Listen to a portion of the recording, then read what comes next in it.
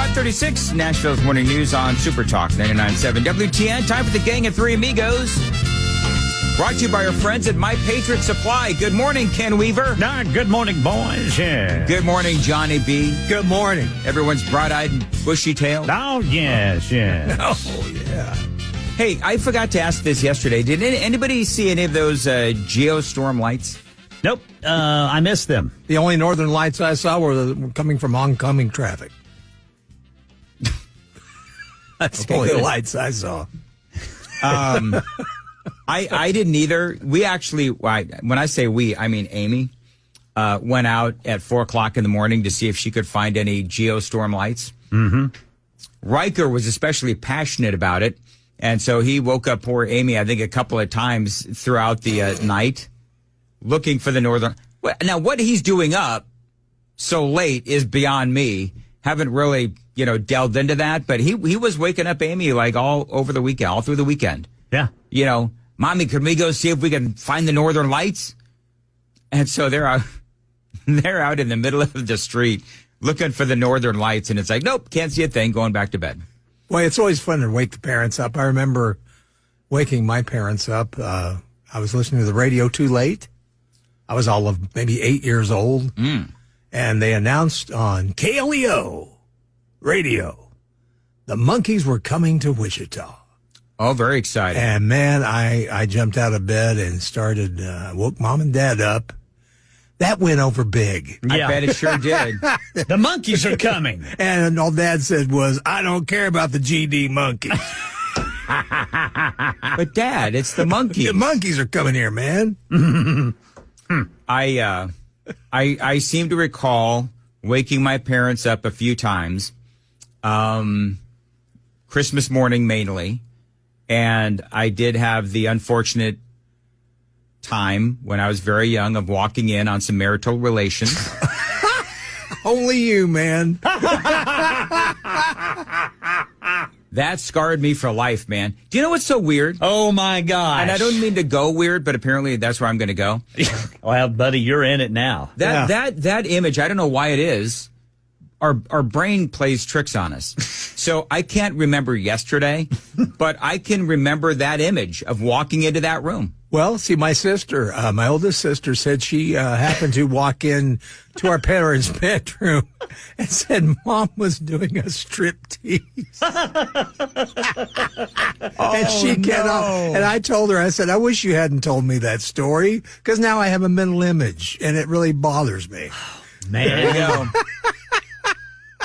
Boy, I thank my lucky stars I never saw anything like that. And, I said to Mom this was like one of the last conversations that we had because we're reminiscing, when I went out to California. And I said to Mom, you couldn't have locked the door? Oh. You got like two kids. One is like 7 or 8, and the other one is like 9. And you couldn't lock the door? Well, honey, I told your dad to lock the door, and he didn't lock the door. It's like, well, your job as the woman is to make sure that the husband does what he's supposed to do. That's the way it works in my marriage. Dan, that's right, woman. You know what Mom said? Well, that's why I divorced him. He didn't do what I told him to do. So there you go. Oh, man. Moving right along. Memories of my mother. Oh, man. Dan, I've never heard you tell that story before. No, we have not. Well, I'm sure that never happened to you guys. I mean, no. Really? No. Okay. Well, I really can't tell the story, but I remember walking in on my dad doing something. And, I take that back. Yeah, when I was a teenager, I was supposed to be staying overnight somewhere. Well, I went out with this girl, and it was a little bit later that we got done with our date than I, Yeah. should have been. I was supposed to be staying at some friend's house. When I went to the friend's house, of course, it was locked up tight, so I had to go home. Well, Dad thought I wouldn't be home, and this was after my mother passed away, and Dad had a girlfriend there, but I thought Dad was going to be out of town. That's the whole reason I was supposed to stay with some friends. Yeah. I went, oh, Dad's car's here. So I start trying to open doors. Well, everything's chained up except for his bedroom door. And so I opened the door, and there's Dad. The TV's on, and he's got his girlfriend in there. And then they come into my room trying to act, hey, John, how you doing? Hey, we were just watching TV. We're just wrestling. Hey, That's all we were doing. hey, sport, what kind of day you having? It's like, Dad, I'm 16 years old now. Yeah. I'm not 8. I was about 16 or 17. Then I'm going to move on. But 16, 17 years old. And I was out on a date. And, we came back to my house. We had to change cars, whatever. But, me and the girl, I think her name was Wendy. We started, doing what 16-year-olds do in a car. What's that? Yeah, Dan. We was necking. Oh. I Yeah. was going to say Bible study. Well, that was after my mom caught us necking.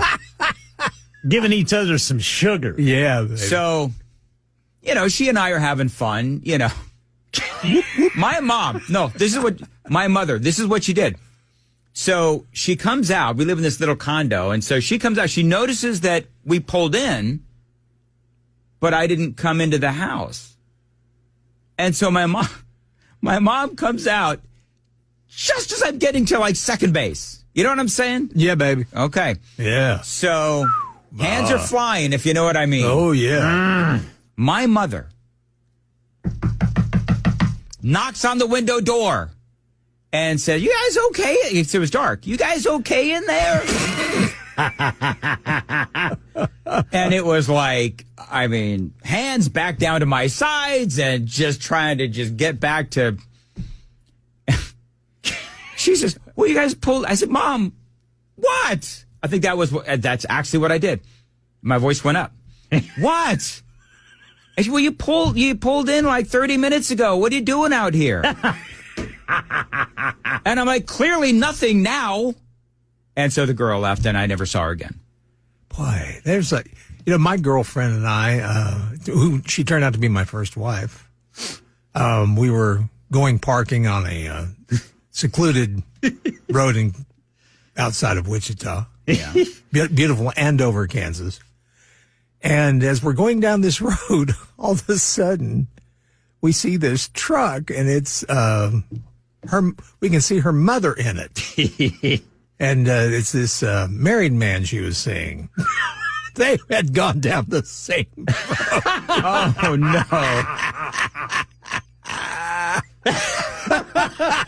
Of course, that night didn't end well for me. No. Oh, my God, what's my mother doing?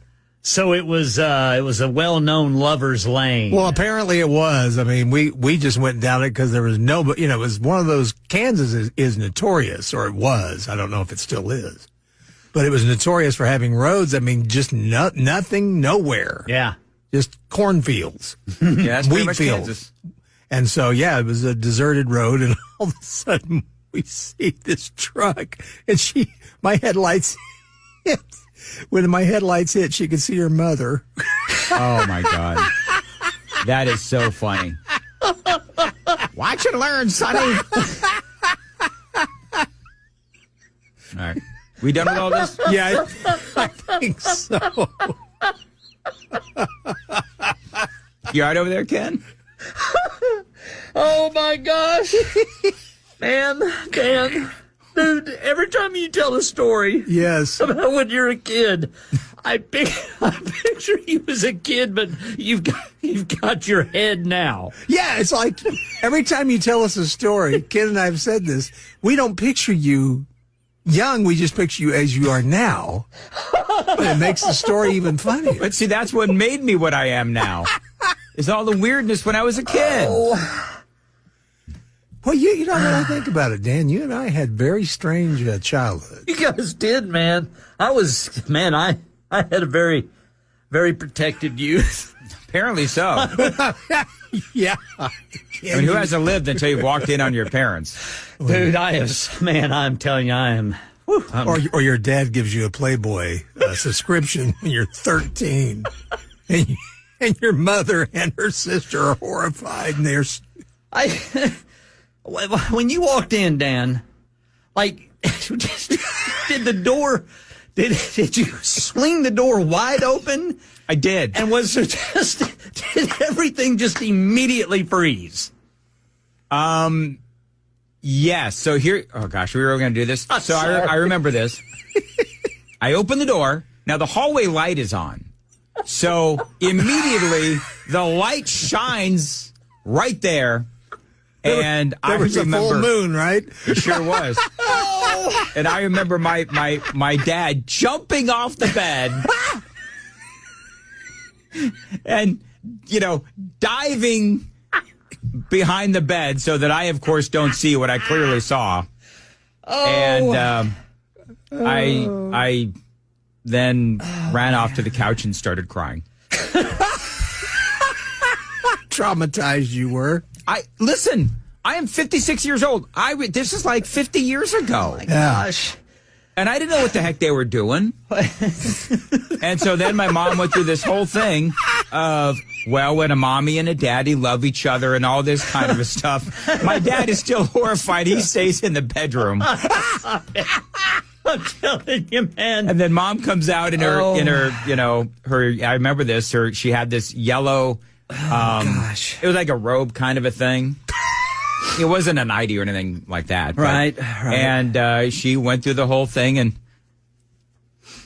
my brother is over in the kitchen smirking and laughing because he knows exactly what happened. Anyway. Yep. Oh, man. That was my upbringing. It's a wonder I'm so normal now. Hey, Yellowstone, there's going to be a spin-off. This is very exciting. Hey, yes, sir. Yes, sir. I didn't think Yellowstone was still on. I've been looking for it for a while. Yellowstone star Cole Hauser. Rip. Yeah. Rip Wheeler. I like hints old at a Rip. possible spin-off after the Costner-led show wraps. They're talking about Rip and Kelly Riley's Beth Dutton could appear in a spin-off series. That'd be okay. That might be cool. So you've That got could be. Beth Dutton and Rip Wheeler. Rip Wheeler. I like both of those characters. He's the bearded one, right? Yeah, he's the big bearded He's the guy. one who whips everybody's ass. Yeah, and he also is the one that disposes of troublemakers. Yeah, takes him to the train station. And they never come back. I think I watched. Except for that one old boy. Yeah, that one old boy, but that was thanks to that was thanks to the boy. Yeah. I think I watched about the first 3 or 4 episodes of Yellowstone, and the body count was like 12. Oh yeah, it just So I mean, it was racks just up. like, good Lord, man, is that all this thing is horses and dead bodies? pretty Yeah. much. Yeah. Yeah. Daddy, what are we going to do? And really We're going to kill him, son. and pissed off Indians. And pissed off Indians. That's right. Oh, man. So Rip Wheeler and Beth Dutton. Yep. I wonder if, I wish they would, go back to whenever they were teenagers. To find out why they are the way that they are. Well, I mean, we know why Rip is the way he is. I mean, I don't want to ruin this for everybody, but he saw his mother abused and basically his brother and his mother murdered. Oh. So that's why Rip is the way he is. And I thought my childhood experience was horrifying. No, his was much worse. And they went back some with why Beth is so angry, too.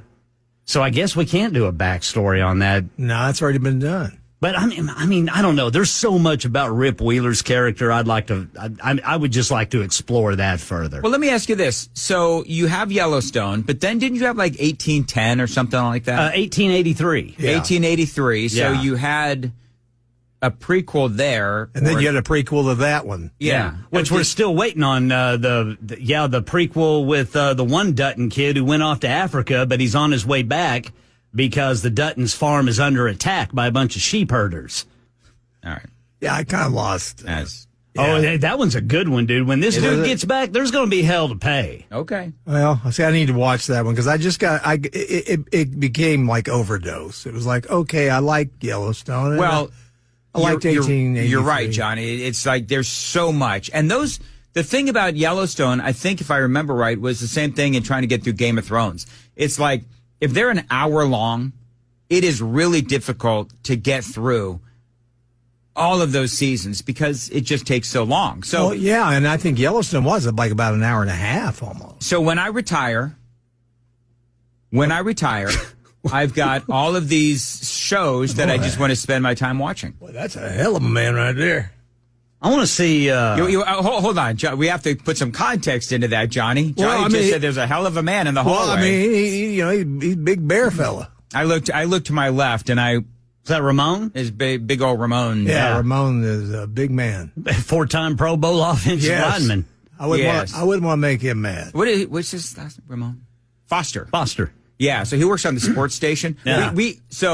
We all of us love each other for the most part. All the different stations, we all just Sure. we really like It's each big other. one love fest up here, Yeah. What is so funny? especially when we get noisy. Oh, all you love know one what? another. There's the one guy. Don't say. Yeah, there's the one one guy. that we just don't like, and he doesn't. I think he clearly doesn't like me, which is fine. But we all like Ramon. Oh yeah, And- Ramon's a lovely person. Do you know how many times I've been crossing a corner, turning a corner, and I like almost run into Ramon, and it's like running into a brick wall. Yeah. Yeah, Even at his age, whatever it is. And he's lost, and he's lost a bunch of weight. He's Yeah, in he great has. shape, Oh yeah, he's and he's still huge. And he's always smiling, man. I've never seen a guy more up. Yeah. Here's what I love about Ramon, and then we got to move on. Okay. All right. Here's a guy that if there's anyone in this building that should have an arrogant ego about him, Yes, it would be Ramon. I would agree. Nothing. He is like the greatest dude ever. Outside of you two. Thank you, man. Well, thank you, Brother Dan Mandis. You guys want to return the compliment, or you Yes. just want to let that lay? Because you don't walk around with a huge ego. No. You don't- Well, you no. don't. All I'm saying, you could have said, yeah, he's great, but he's no Dan Mandis. You could have said that. You didn't, though. Well, I tell you, Ramon is great, but he's no Dan Mandis. No, he's not. You know what? If I have to prompt it, doesn't count. I bet he doesn't have great childhood stories like you. It's like when you tell somebody you love them, and then you have to say, well, are you going to say it back? I bet you can't make a cup of coffee like Brother Dan Mandis can. You know, Yeah. don't you love it when you tell your significant other, "I love you," and they come back and go, "I know." The greatest line in Star Wars when Princess Leia tells Han Solo, "I love you," and he says, "I know," Yes. as opposed to "I love you back." And you know what? He ad-libbed that. Yep. Look at you, Ken. You know the Star Wars trivia. I do. All right, very good. We got to go. 5:54. Okay, Nash. What'd you say? I said, "Okay, then." Oh, okay. Okay then. All right. 5:54. Nashville's well. Morning News. I'm very welling myself.